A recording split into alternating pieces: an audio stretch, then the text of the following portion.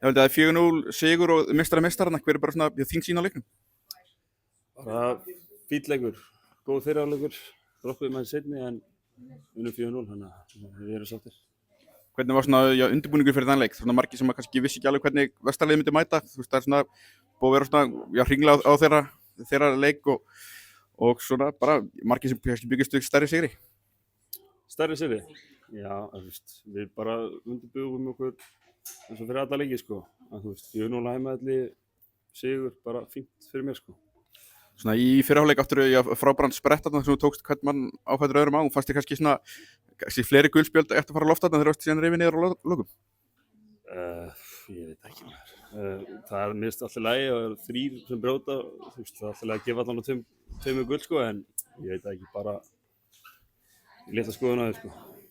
Og svo kannski svona stærra atvikið þarna í seinni hálfleik þegar þú fellur niður í teignum í baráttu við markmann Vestra og þú fær sjálfur guldspjald, hvað svona gerist þar? Bara hann kemur ekkert við mig sko, þetta var aldrei viti sko.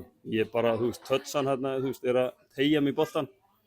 Svo eiginlega, þú veist, lætið mig bara detta, en þú veist, ég er samt ekki að byrja víti, en ég skil hins vegar dómarinn að gefa mig guld skilu, en mér fannst þetta samt svona, já, þú veist, jú, bara góð dómur.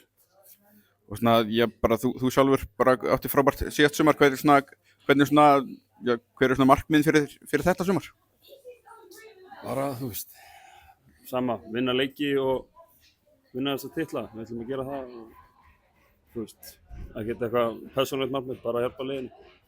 Svona var greiðlegur áhuga þér eftir síðast sumar, þar með það sem Kalmar kom á borðinu, hver er svona ástæðan fyrir að þú hafnaði þeim? Bara líður vel í Víking og, já, ætla ekki að fara mikið úti, en bara, þú veist, ég er á góðum stað og langar að halda áfram hérna.